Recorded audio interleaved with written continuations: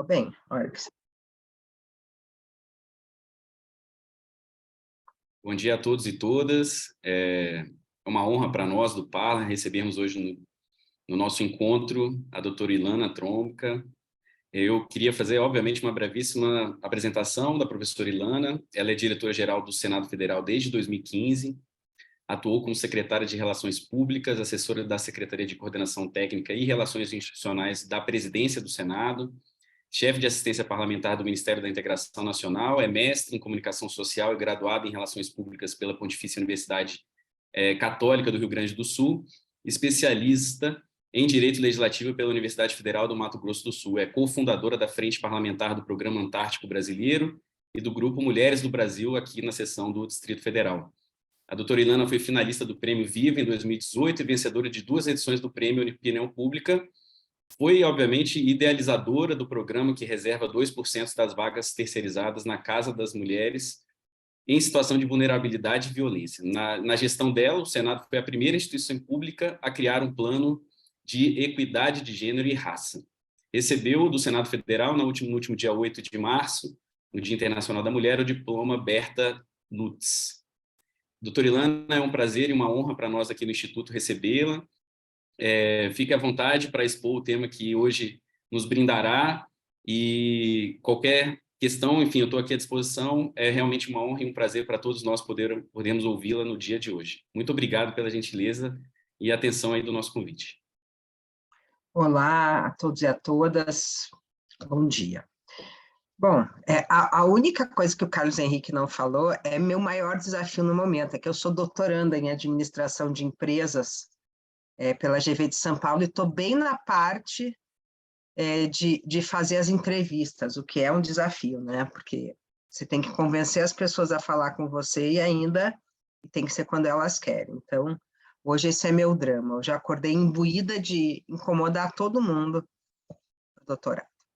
Bom, gente, quando o Carlos Henrique me fez esse gentil convite de falar sobre as questões de equidade e violência contra a mulher, eu trouxe uma apresentação com uma série de dados, mas, na verdade, ele me forçou uma reflexão, que é o que essas duas coisas têm em comum, né?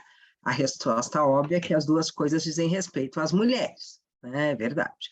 Mas aonde se aproximam esses dois problemas, a falta de equidade, a falta de mulheres nos espaços de poder e a questão da violência? Na verdade, quando eu fui fazer essa reflexão, eu me dei conta que as duas coisas se aproximam na questão cultural, porque a raiz da falta de paridade, da falta de equidade no mercado de trabalho e a raiz da violência de gênero é a mesma, é a objetificação da mulher. O que é a objetificação da mulher? É coisificar a mulher, né? Então, quando a gente coisifica, a gente objetifica, né, a gente não enxerga como um igual, porque, em geral, né, os homens não enxergam, em geral, ou nestes casos, os homens não enxergam a mulher como igual. E aí causa um estranhamento quando ela galga posições, né? E se o agressor entende que a mulher é dele, né? E se ela é dele, ela pertence a ele, né?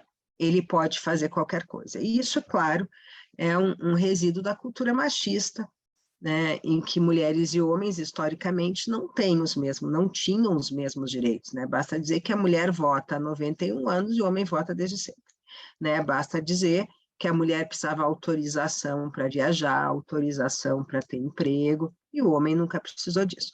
Então, é claro que essas diferenças legais já não mais persistem, ainda que algumas delas tenham sido fruto de modificações bastante recentes. Mas a verdade é que hoje, no nosso ordenamento jurídico, já não mais persistem. Mas o que elas deixaram na cultura, sim, persiste, né? Então, tinha aquele ditado que em briga de marido e mulher, ninguém mete a colher. Nada mais cultural do que tratar com essas coisas, né? Nós temos, o sindicato lançou a 2ª edição de um livro, que é um livro, assim, meio tragicômico, que se chama Como Não Ser um Babaca, né? E esse livro, de uma forma muito bem-humorada, traz situações que são muito comuns no dia a dia, e situações até hoje. E eu mesmo sendo diretora-geral há muito tempo, às vezes sou fruto dessas situações. Um dia desse eu chego no Senado e um colega muito amigo, né, muito próximo, chega para mim e diz, você está bonita hoje, teu marido sabe que você saiu de casa com essa roupa? Né? E veja, esse colega é meu subordinado e é muito amigo meu e do meu marido, muito amigo mesmo, já passou férias junto, né? Então, é óbvio que ele fez para me elogiar, mas ele, para me elogiar, ele acaba usando um artifício que é como se eu precisasse de autorização para usar a roupa A ou B ou para sair de casa de uma forma ou de outra, autorização do meu marido. E a coisa é tão estranha, porque ele é meu subordinado e eu sou diretora-geral do Senado há 8 anos, então já era de se esperar que eu já estivesse numa posição, depois de tanto tempo, que as pessoas entendessem, né, que eu galguei aquela posição por mérito e não por outra questão. E é claro que ele entende, mas a cultura, às vezes, ela te faz escorregar, né? Aí ele escorregou, né? Escorregou e falou isso na intenção né, de elogiar. Assim como na CPI da Covid, que eu tenho certeza que todos vocês assistiram, a senadora Simone foi chamada de histérica, nervosa, descontrolada. E ninguém chamou nunca o Renan Calheiros, ou o Omar Aziz, ou o Randolph de histérico, nervoso e descontrolado. E eles tinham atuações muito mais marcantes. E o presidente Renan chegou a declarar a prisão de uma pessoa que estava na CPI, que estava prestando depoimento. E ninguém disse, você fez isso porque você é um histérico descontrolado. Né? Então, a gente vê como a cultura nos leva a rotular mulheres e homens de coisas diferentes. Né? E é essa mesma cultura que fomenta, que permite a violência contra a mulher. Né? Teve um caso aqui no Distrito Federal que eu achei muito chocante, que foi nas 400, né? Na Asa Sul, que o agressor pegou a vítima, que era esposa dele, e jogou pela janela. Ela morreu. Né? E isso é muito marcante, porque pela janela a gente joga o que é lixo, pela janela a gente joga o que a gente não quer mais, pela janela a gente joga o que não nos interessa mais, e foi exatamente o que ele fez. Né? Ele não teve a mínima consequência que ali se encontrava um outro ser humano igual a ele. Né? Aquela mulher, naquele momento, era uma coisa que ele não queria mais, então ele pegou e jogou para a janela.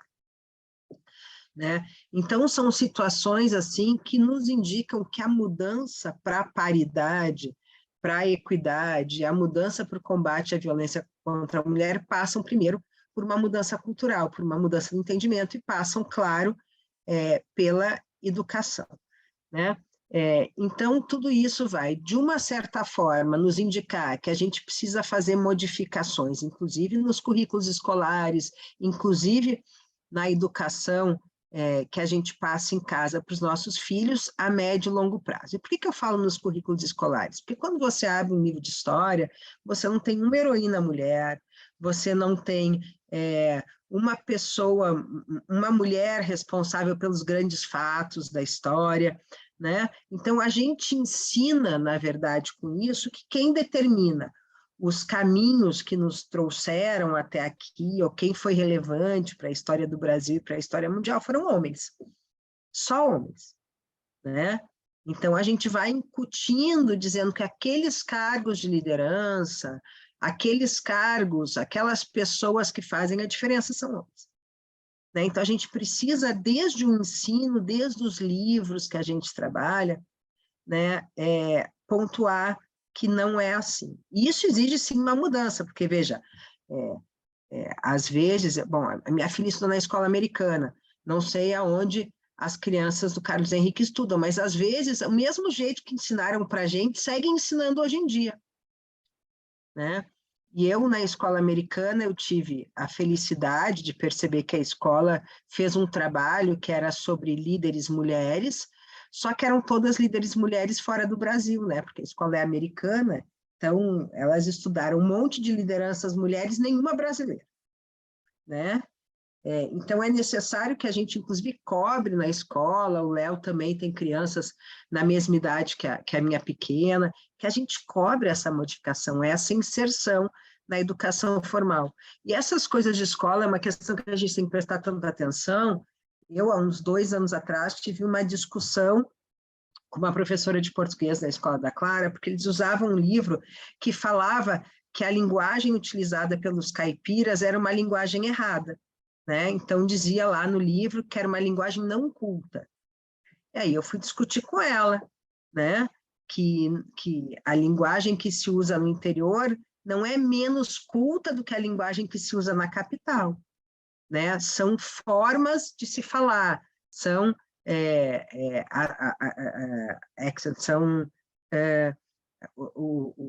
a forma com que a gente usa um termo ou outro, e não é, esqueci como fala em português, e isso não faz a linguagem mais ou menos culta, mas estava lá no livro que a escola estava usando, né?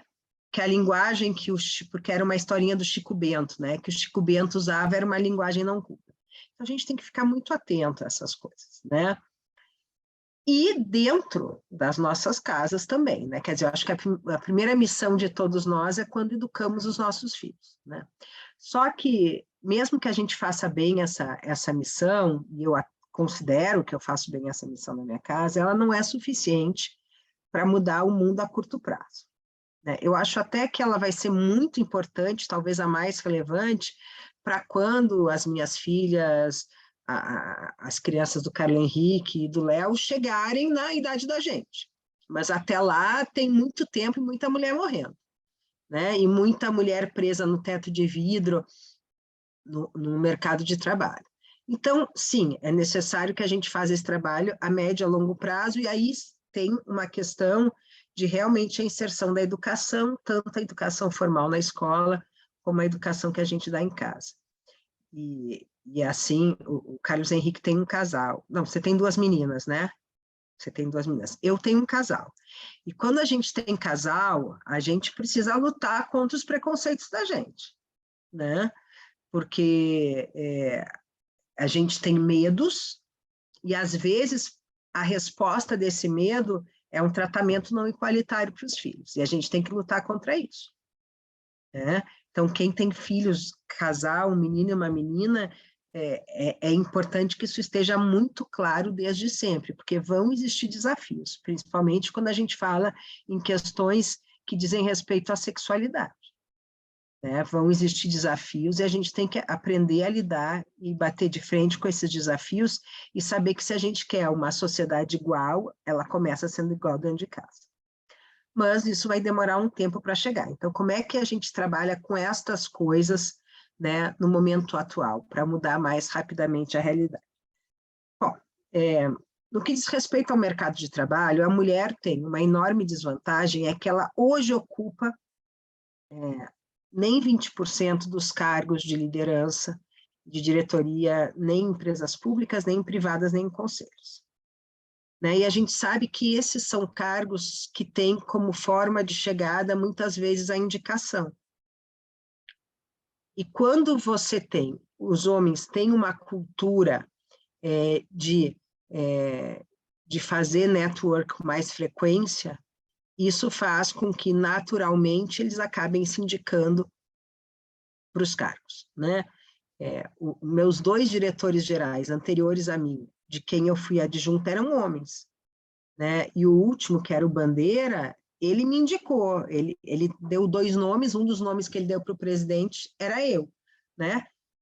Talvez se ele não tivesse dado o meu nome, eu não tivesse sido escolhido, né? Então, é importante essa rede de relacionamentos. E por que essa rede de relacionamentos é mais difícil para a mulher? Porque a mulher tem dupla, tripla, quádrupla jornada, né? Eu disse numa palestra semana passada no ANTAC, uma moça começou a chorar quando eu disse isso na plateia. Eu disse, o homem sai do trabalho, vai beber um uísque e vai jogar futebol com seus amigos. A mulher sai do trabalho, pega o carro e vai correndo para casa, né? Porque uma das coisas mais duras para uma mãe, e já aconteceu comigo variadas vezes, é chegar em casa e ver se o seu filho pequeno já dormiu, né? Isso é algo que realmente machuca muito a mulher, ela se coloca nessa posição de mercado de trabalho e também de maternidade, né? E é uma coisa que a sociedade também cobra, né? Eu, variadas vezes, e eu nem chego tão tarde assim do Senado, né? Mas quando a Clara era pequena, 8 horas da noite, ela já estava dormindo, né? Eu chegava do Senado 8, 8h30, o que não é um horário muito tarde para quem é o diretor-geral ou a diretora-geral, né? Até um horário bem razoável, mas naquela hora uma criança pequena já estava dormindo, né? Então, como a mulher tem essa jornada mais estendida do que o homem, ela tem dificuldades de estar presentes em momentos, né, de rede de relacionamentos que serão importantes. E a maternidade, ela também culturalmente, ela é muito vinculada com as culpas, né? É assim, a culpa de tudo é da mãe, né? Se deu certo é de todo mundo, se deu errado é a mãe que não fez. E isso acaba sendo reforçado, né? E acaba, assim, ensejando esse dualismo entre o profissional e a maternidade. E quando a gente consegue as duas coisas, na hora que a gente sai do profissional, a gente corre para ocupar outro espaço e muitas vezes não tem a oportunidade de fazer as redes de relacionamento que farão a diferença quando a gente precisa subir dos estratos médios para os estratos superiores da carreira. E isso é muito comum nas organizações. A gente vê que existe até os estratos médios uma paridade, né, entre homens e mulheres, mas quando chega no estrato superior da carreira, as mulheres acabam desaparecendo. E na parte do mercado que eu trabalho, que é a área pública, isso é muito comum, né? Se eu olhar hoje quem são os diretores gerais do Senado, da Câmara, do TCU, do STF, do STJ, do CNJ, do TST, são todos homens, eu sou a única mulher. É bem verdade que, atualmente, eu só que tenho mais tempo no cargo, o que, claro, me dá uma vantagem competitiva, né? As pessoas vão chegando e eu continuei, né? Mas eu vejo que já teve, em um momento, o STJ teve uma diretora-geral mulher, mas só, né? Todos os cargos são ocupados por homens. Né? Então, a gente vê que quando vai para o status superior da carreira, isso é muito comum. Né? E isso é algo que impede que a gente tenha paridade no mercado de trabalho. E isso é ruim. Isso é ruim em vários sentidos, mas é ruim quando a organização que a gente atua se comunica com um público diverso. Né? Eu posso dizer que Câmara, Senado, TCU, STJ, STF, CNJ, TST, o Executivo, etc., ele se comunica com uma sociedade que é diversa. E quando você tem o estrato superior da organização só um tipo de visão, que é a visão masculina, e normalmente branca, masculina e heterossexual, né? Isso limita muito a capacidade de você enxergar o seu público-alvo. Isso vai se repetir para as empresas, isso vai se repetir para os conselhos. Você trabalha para um público diverso e você não tem essa diversidade, né, nos principais tomadores de decisão. Eu lembro, e aqui tem advogados, que alguns meses atrás o Supremo decidiu que a pensão alimentícia é não tributável, né? Isso só podia ser dúvida de homem mesmo, porque todo mundo que recebe, eu não recebo PA, eu continuo casada com meu primeiro e único marido, pai dos meus filhos, mas a pensão alimentícia, né, é para você conseguir fornecer aqueles bens básicos para a criança, alimentação, vestuário, escola, etc. Né? Só quem não tem essa visão é quem não recebe pensão alimentícia. Normalmente, quem recebe pensão alimentícia são as mulheres. Então, isso é só um exemplo de como essa falta de equidade, de visões distintas, ela impacta, inclusive, na feitura das leis. Né? E a mesma coisa vai acontecer com as empresas, por isso que é muito importante essa diversidade. E a diversidade não só na questão de gênero, na questão de raça também, na questão sexual, na questão de etarismo.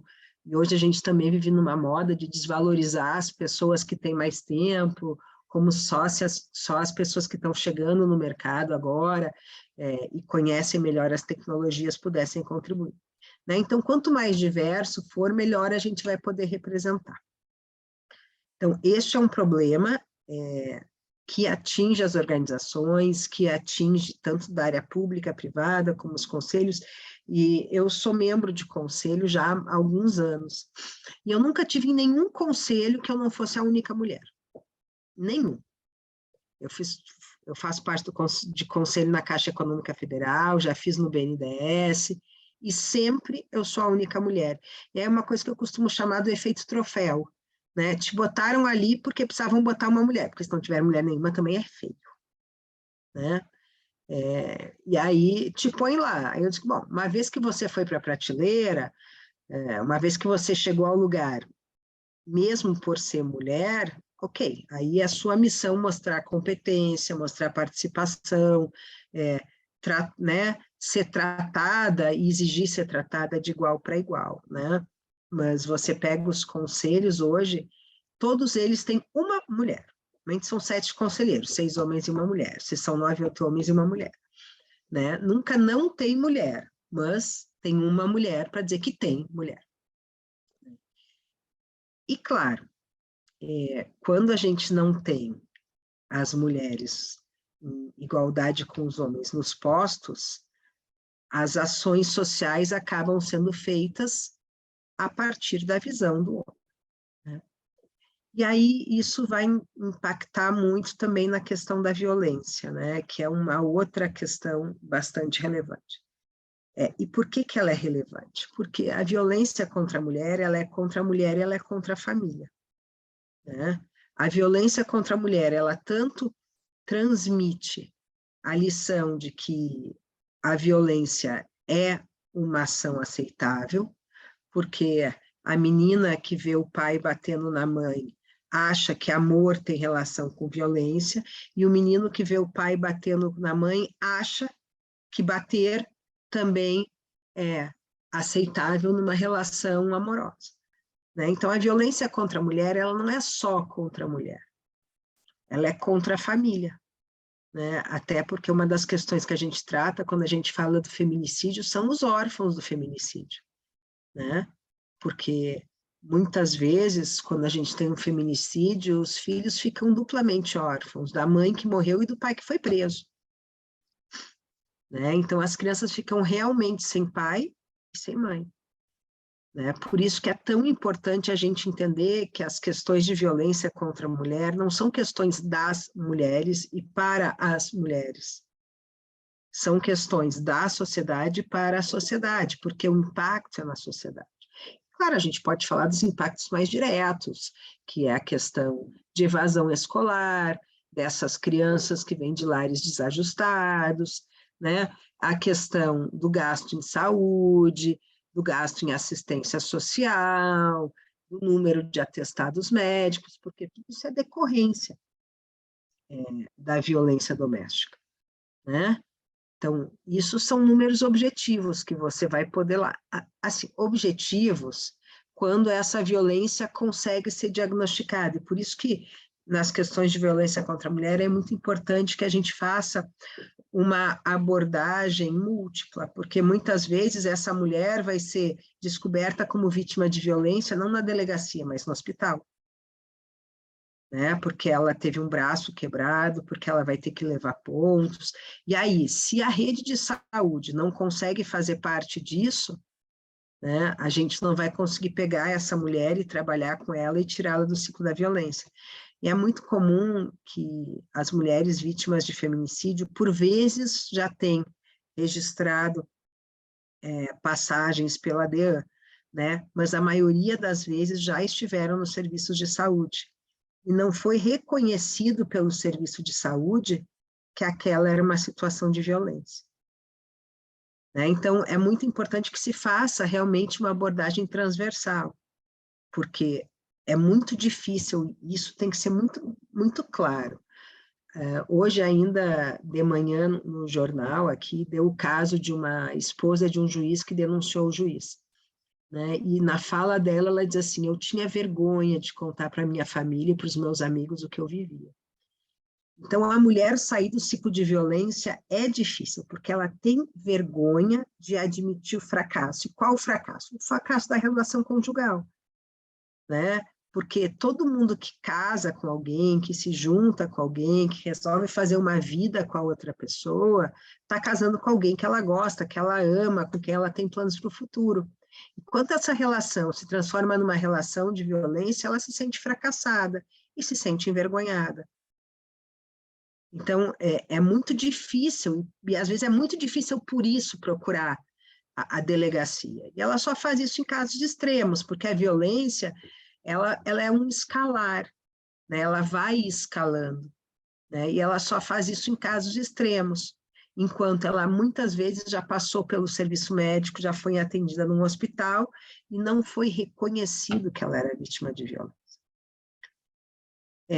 E a violência, ela é muito interessante porque ela é interessante, não, ela é triste, porque ela se dá, muitas vezes, a violência doméstica entre quatro paredes, exatamente na proteção do lar, né? Então, às vezes, a gente não tem, quem está de fora, não tem nem ideia, né? Existe um órgão em Israel que foi criado por uma irmã de uma vítima de feminicídio, né? E ela esteve aqui no Brasil, e ela dando uma palestra, ela dizia que quando a irmã dela foi morta, ninguém acreditava que o ex-cunhado dela tinha feito aquilo, porque ele era aquele pai que estava, e aquele marido estava sempre com ela. E eles tinham uma filhinha de 4 meses quando ele matou. E quando a menina nasceu, e eles começaram a, inclusive no pré-natal, a fazer as coisas de parto, curso, e depois, quando a menina nasceu, fazer Chantala, ele ia sempre com ela. E as mulheres do grupo de Chantala até comentavam que marido bacana, que nunca te deixa sozinha, que está sempre com você. Isso é típico do agressor, né? Ele sufoca a vítima, para que a vítima não tenha a oportunidade de falar e de ter outras relações. E naquele caso, que é uma coisa também comum, ela foi morta quando pediu a separação, né? Quando ela foi pedir o divórcio, ele a matou, né? O que é bastante comum, por quê? Porque é o sentimento de posse, né? E aí eu volto lá quando eu comecei a falar, é o sentimento de posse que coisifica o outro, que objetifica o outro, que desumaniza o outro. Então, o outro vira um objeto. E é muito comum a gente ver nesses casos que o homem falou, se você não for minha, não vai ser de mais ninguém, né? Como se uma pessoa fosse de outra pessoa, né? Se você não pertencer a mim, se você não ficar comigo, não vai ficar com mais ninguém, né? Então, de novo, a gente dá uma volta para voltar na questão da posse, na questão cultural, na questão de não enxergar a mulher como um ser de mesmos direitos, de mesmas oportunidades, de merecedor do mesmo respeito que o homem. Né? Então, isso é onde a gente volta na raiz do problema. E, claro, a gente vai tratar disso no mercado de trabalho, vai tratar disso porque é por todas essas questões de não divisão das tarefas dos filhos. Eu costumo dizer que eu tenho 2 filhos, um tem 21 anos, etc., mas eu tenho uma de 11 anos, e quem busca ela na escola é o meu marido. E um dia eu conversando com 2 muito amigas minhas, aliás, essas 2 amigas servidoras do Senado também, elas diziam, você não pode reclamar do seu marido, porque ele busca as crianças na escola. Eu disse, gente, isso não faz dele um herói, isso é obrigação, alguém tem que buscar a menina de 11 anos na escola, né? Sozinha ela não vai voltar. Né? Se eu estou trabalhando e ele tem mais flexibilidade, por que não? Né? Mas a gente vê que há um estranhamento tão grande nisso, que eu estou falando de 2 amigas servidoras do Senado, né? Pessoas bem postadas na carreira, que dizem, não, você não pode reclamar, porque afinal de contas ele participa igualmente contigo da vida dos teus filhos. Eu disse, uai, mas isso não é para ser elogiado, isso é para ser a realidade de todo mundo. Né? Mas como a sociedade não espera, e a gente vê que a sociedade não espera porque, por exemplo, quando são situações muito aberrantes, assim, muito violentas em relação à diferença de equidade de gênero, a gente consegue pecar, pegar no ar. Agora, quando você vai numa reunião na escola dos seus filhos e só tem mãe, por que ninguém acha isso estranho? A gente naturaliza.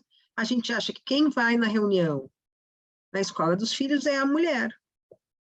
E pronto, a gente acha natural, né? Eu me lembro que alguns governos atrás, meu menor de 21 anos era colega do filho da Gleice Hoffmann. E ela era ministra-chefe da Casa Civil e o Paulo Bernardo era ministro das Comunicações. E aí ele ia nas reuniões na escola. E todo mundo achava incrível. Mas, veja, os dois ocupavam postos de ministério, mas ela era ministra da Casa Civil, que é um ministério mais pesado mesmo. Né? Mas todo mundo achava incrível ver o Paulo Bernardo lá na reunião na escola, da Escola das Nações, né? Porque o filho deles era colega do Maurício. Né? Então, a gente vê que quando é uma coisa que chama muita atenção, a gente já consegue reconhecer. Né? Mas essas coisas do dia a dia ainda nos passam batido. Né? Nos passa batido, que você chegue na escola e só tem aqui no grupo de WhatsApp da escola só tem umas mães, né? Que quem leva e busca é a mãe.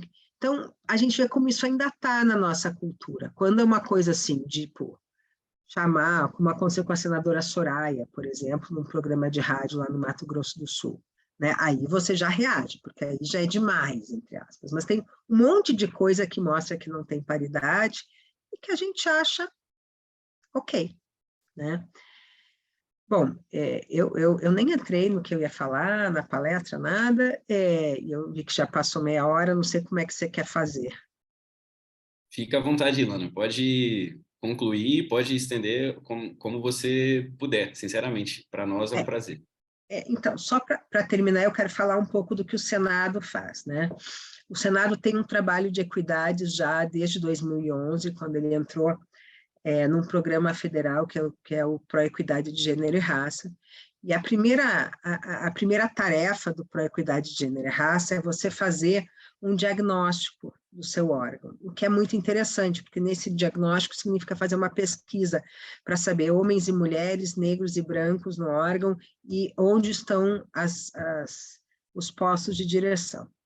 Isso é fundamental porque a gente tem uma dificuldade em assumir que os nossos órgãos não são paritários. Né? A gente acha que é vergonha dizer isso. Né? Mas se a gente não assume, a gente não consegue dar o passo seguinte, que é trabalhar isso. Né? Então a gente diz, não, a gente tem um monte de homem na direção, mas é porque eles são mais competentes mesmo. Porque eu mesmo nunca fiz diferença. Agora você vê, você acredita que o filho da fulana ficou doente, ela faltou 3 dias ao trabalho? Ou que ela está grávida e vai ficar 6 meses de licença maternidade? Né? E aí a gente, no você acredita, o que vem depois a gente vê a cultura machista. Bom, o Senado fez esse diagnóstico e passou a trabalhar ativamente. Eu entro na direção em 2015 e a gente acelera esse trabalho. E aí eu volto de novo na questão da cultura. O Senado não tem um ato dizendo que não dá para fazer palestra ou evento que só tenha homem branco na mesa, mas não se faz. E o Léo foi diretor do ILB e sabe que não tinha nenhum ato dizendo que não podia.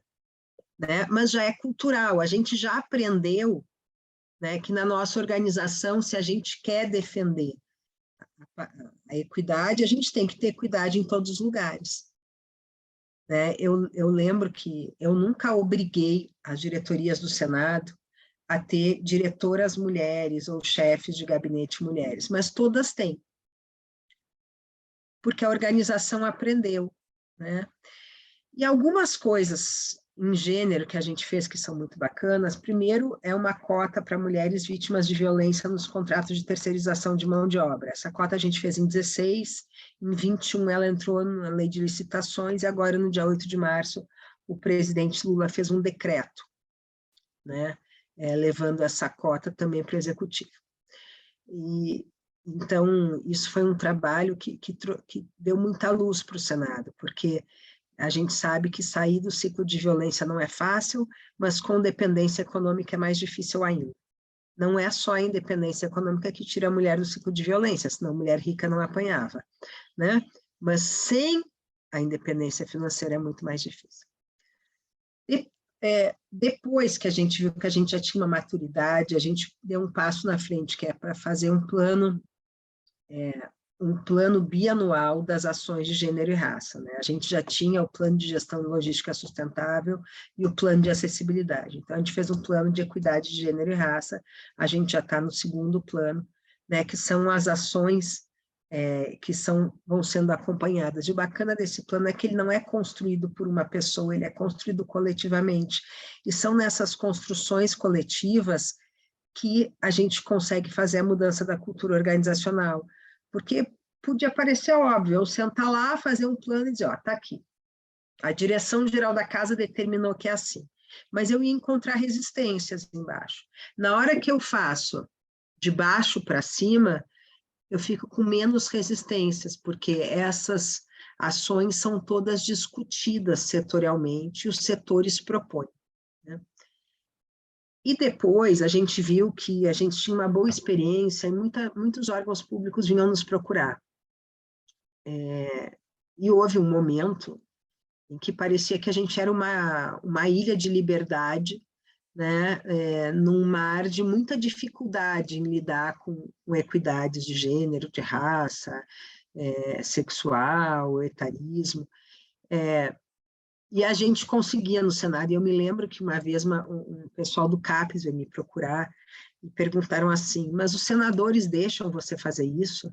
E eu disse, acho que deixam, mas para falar bem a verdade, eu nunca perguntei, né? Se eles não quisessem deixar, eles já tinham dito, né? Mas eu nunca me senti obrigada a perguntar, porque sempre me pareceu que é uma missão do órgão público ter as equidades, porque é isso que diz a Constituição Federal, né? Todos nós somos iguais, então, quando você promove isso, na verdade, você está promovendo aquilo que a Carta Constitucional já normatiza. E, por fim, então, a gente criou essa rede de equidade nos órgãos públicos federais. Hoje são 11 órgãos, esse ano a gente vai a 20, né, em que a gente divide as ações e trabalha fortalecendo um ao outro. E é tão interessante isso que o Senado teve muitas ações em março, né? Até eu ganhei o Berta Lutz, foi super bacana. Mas agora, na sexta-feira, o Banco Central e o TCU chamaram o Senado para fazer uma ação conjunta. E vai ser no TCU, quem decidiu as coisas foi o Banco Central, a gente está muito mais ali, entre aspas, para chancelar, para dar o selo, mas foi muito bacana, porque os outros órgãos, de repente, disseram, opa, acho que a gente precisa lidar com isso, e ainda é março, então ainda dá tempo, né? Então, são nesses momentos que a gente vê que realmente as coisas vão evoluindo e vão andando, e que quando a gente trabalha em conjunto, a gente acaba tendo mais chance de difundir isso, porque o Senado nunca ficou feliz, eu já disse isso numa palestra aqui, não tem nenhuma graça para mim fazer as coisas sozinha. Eu não acho legal, não acho bom, e eu queria que o Senado não fosse destaque nisso. Eu queria que todo mundo fizesse igual, e aí quem faz não ser mais destaque, né? Então, eu acho que bom que o Senado conseguiu caminhar muito nessas questões, mas o que a gente quer é que todo mundo caminhe junto, porque enquanto só a gente caminhar, a gente vai conseguir um efeito, claro. Quando a cota foi ser instituída, o presidente do Senado, que era o presidente Xandar, falou comigo, e eu fui apresentar para ele a ideia, ele me perguntou se eu achava qual era o alcance daquela ideia, em 2016, quando a gente começou no Senado. Eu disse, olha, presidente, eu aprendi que quem salva uma vida salva a humanidade. Então, se for uma só mulher que a gente der emprego, e ela depois não for vítima de feminicídio, ela conseguir se tornar independente, conseguir ter uma educação mais respeitosa com os filhos dela, já está bom, né? Então, eu não me orgulho e nem acho bom que a gente tenha esse papel de liderança. O que eu gostaria mesmo é que isso fosse tão comum que não fosse necessário nenhum órgão para puxar a fila em frente, né? Então, por isso a gente criou a rede. Bom, agora já foram 40. Ana, brigadíssimo pela gentileza. Eu acho que, não tenho a menor dúvida, hoje nós fomos brindados aí por um depoimento pessoal de quem é um expoente na luta pela igualdade de gênero no nosso país. eu queria exatamente isso, o convite de hoje, para que, né, os membros do nosso instituto pudessem, obviamente, ouvir esse depoimento pessoal de quem há muitos anos milita no poder público, com essa perspectiva de, obviamente, melhorar a sociedade, né?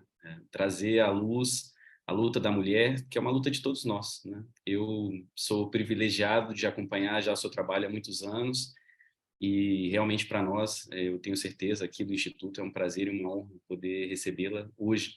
Eu deixo aberto a eventuais perguntas ou contribuições e eu gostaria que você pudesse, Ilana, se for possível, apenas ao final, dar uma última palavra. Eu gostaria que você pudesse incentivar as mulheres que hoje, por exemplo, como você, militam no legislativo, militam nos órgãos públicos e que muitas vezes também, como você, se veem sozinhas, né? Ah, mas será que eu sozinha vou conseguir fazer alguma coisa?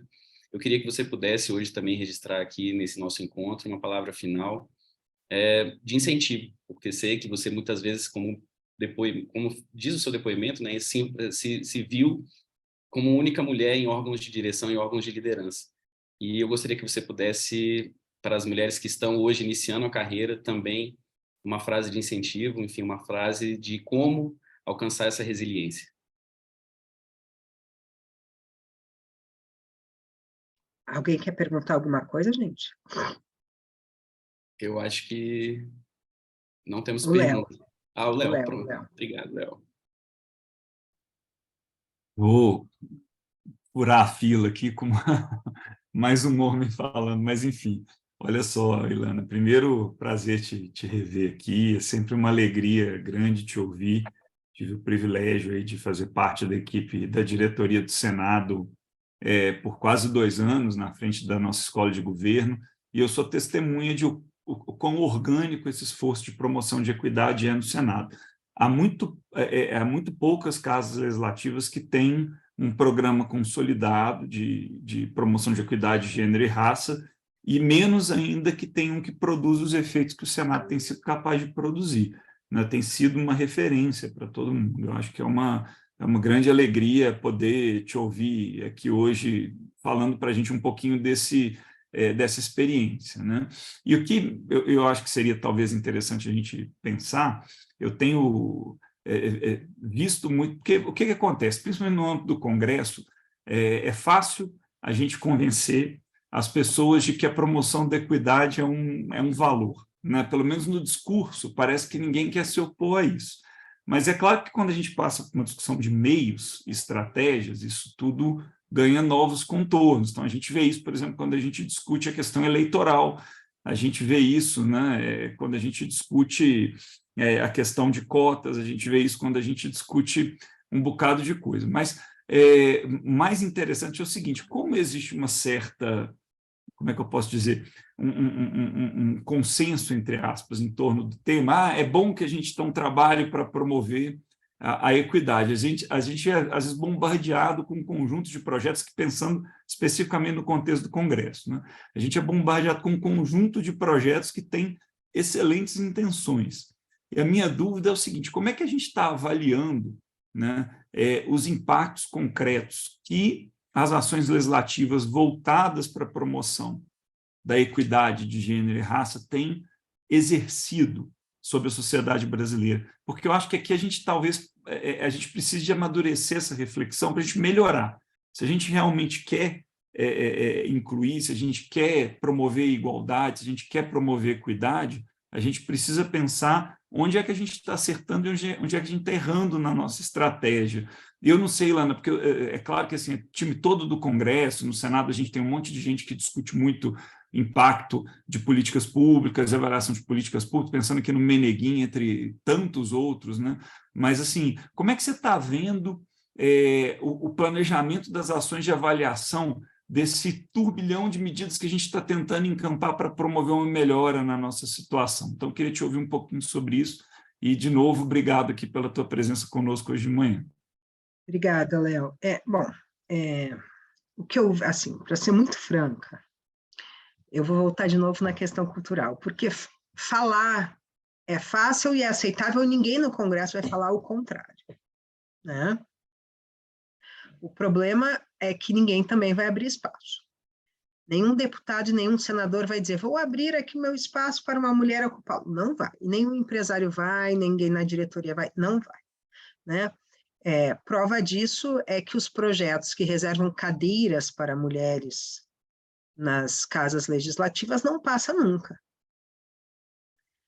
Porque, infelizmente, se as decisões do judiciário que visavam facilitar o acesso da mulher aos cargos de poder na política, o brasileiro, graças a Deus, ele é muito criativo, né?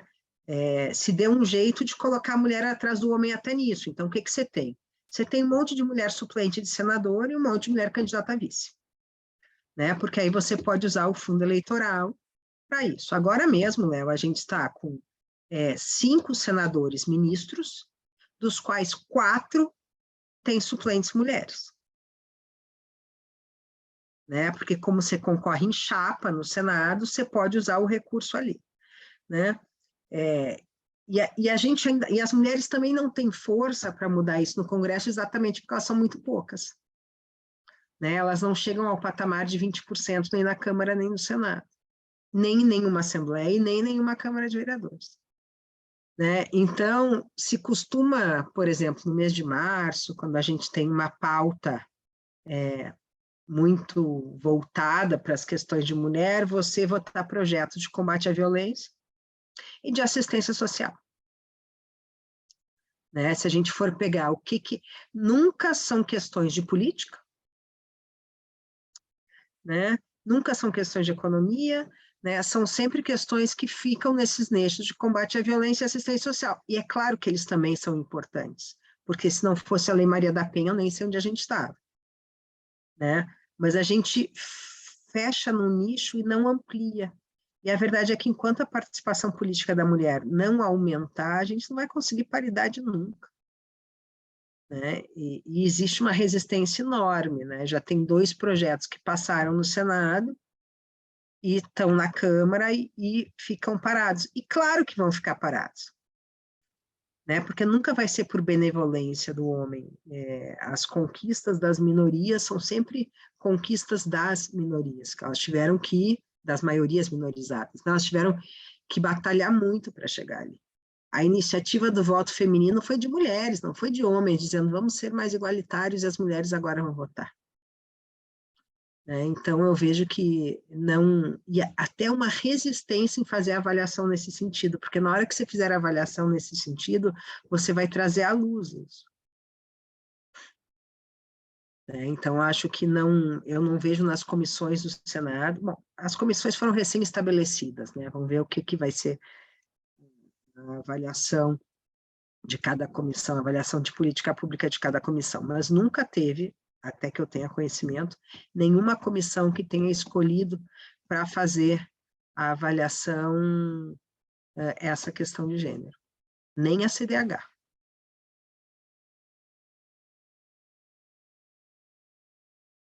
Alguém botou um negócio aqui no chat. Deixa eu olhar. Temos uma pergunta aqui da Maíla.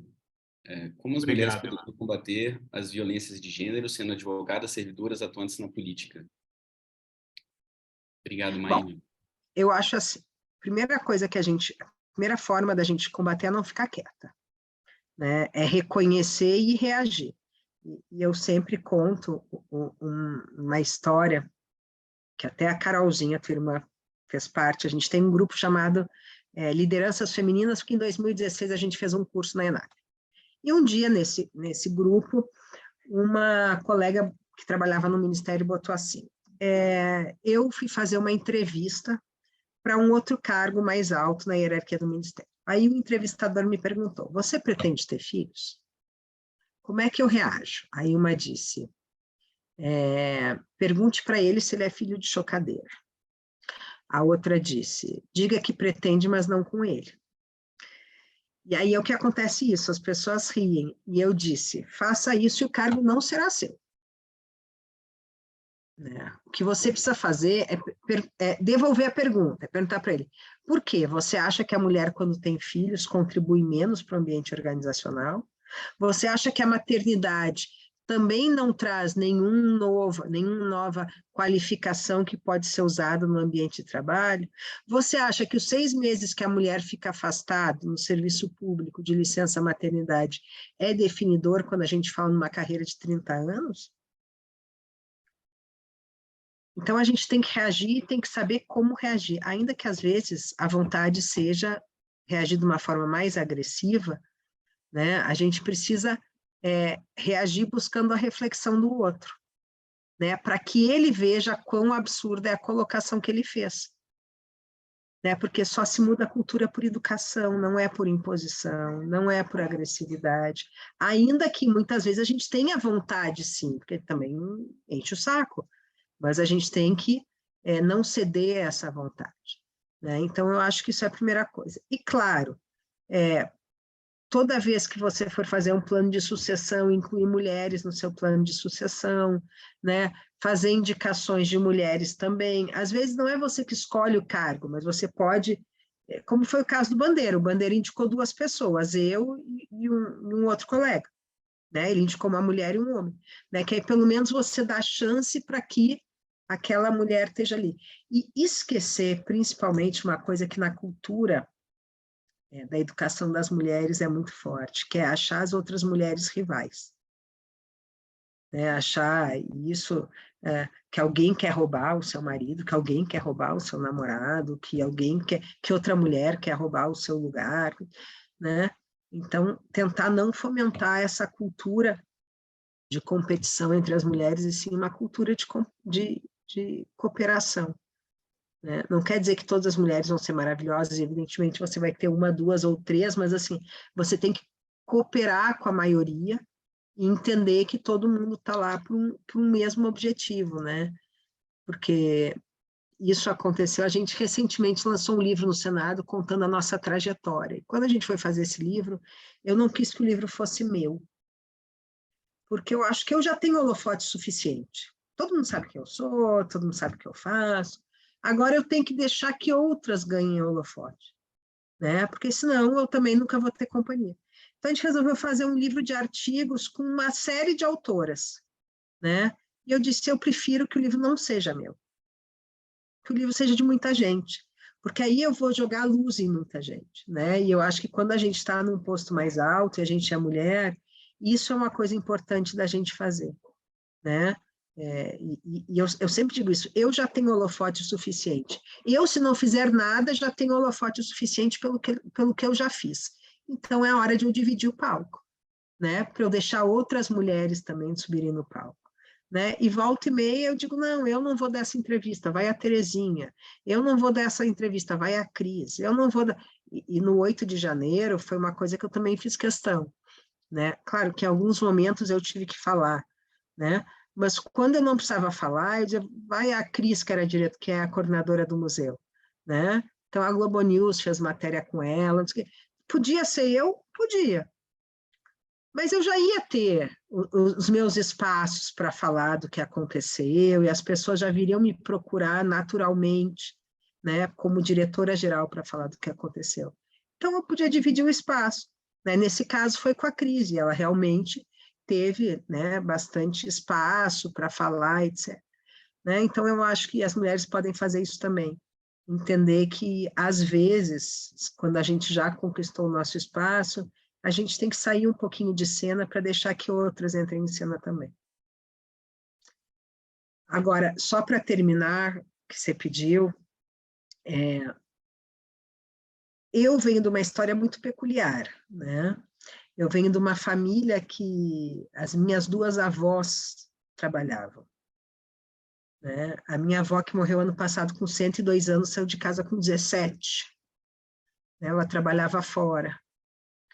A minha outra avó era economista. Então, eu venho de uma família muito peculiar, em que as mulheres tinham uma liderança nas suas próprias casas. Né? Ambas ganhavam tanto ou mais que seus maridos. Né? E eu só tenho uma irmã mulher, então eu nunca tive essa comparação de homem e mulher. Né? E depois eu fui fazer uma carreira, que é no serviço público, que não tem diferença salarial. Né? E por uma conjuntura eu fazia parte de um grupo. Bem verdade que eu era a única mulher desse grupo, num grupo que fazia parte o Bandeira, o Bruno, Fabiano, Gustavo, Humberto, mas eu fazia parte de um grupo, né? De tal maneira que eu fui crescendo junto com o grupo. O que era interessante é que eu era a única mulher. E eu me lembro que uma vez, numa conversa nossa, a gente estava conversando e um colega desse grupo disse assim, mas para nós você é homem. E eu disse, não, mas eu não sou homem, não. O que ele quis dizer é, você é uma de nós, né? Mas ele disse, não, você não vale, porque para nós você é homem. E eu disse, mas eu não sou homem, né? Eu sou membro do grupo, mas é um grupo realmente que caminhou muito tempo junto no Senado, né? Então, eu tenho uma história muito peculiar. Mesmo com a história peculiar, eu fui vítima. Antes de ser diretora-geral, eu ocupava um outro cargo. Um dia a gente estava numa discussão de um assunto que eu achava e que eu sabia que eu tinha razão, e aí um colega disse assim, vamos deixar a Ilana fazer o que ela está querendo mesmo, porque ela pode estar naqueles dias. Nessa hora eu não reagi com muita educação, não. Eu peguei o bottom, naquela época era um bottom azul, que era de coordenador, tirei e disse, tá aqui, eu não preciso ficar aqui. Eu não preciso ficar nesse ambiente, eu sou servidora efetiva, eu posso trabalhar em qualquer lugar e conseguir um cargo igual a esse. Eu não preciso estar nesse grupo, se é assim que esse grupo me trata. Só que é uma vantagem que eu tinha, né? Porque eu sou servidora do Senado efetiva, concursada, né? Eu não era diretora-geral, mas eu já estava num momento da minha carreira que eu sabia que eu conseguiria uma outra função daquele mesmo nível, né, no Senado. Né? Então, eu não precisava me submeter àquilo. Claro que quando eu fiz isso, os 4 homens da sala saíram todos correndo atrás de mim, dizendo, não, pelo amor de Deus, não, fica, não faz isso. Né?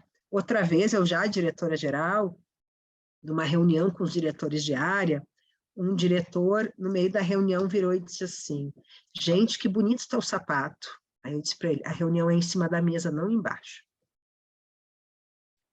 No final, esse colega, ele era um bom colega tecnicamente, mas ele tinha muitas dificuldades de aceitar ser uma chefe mulher.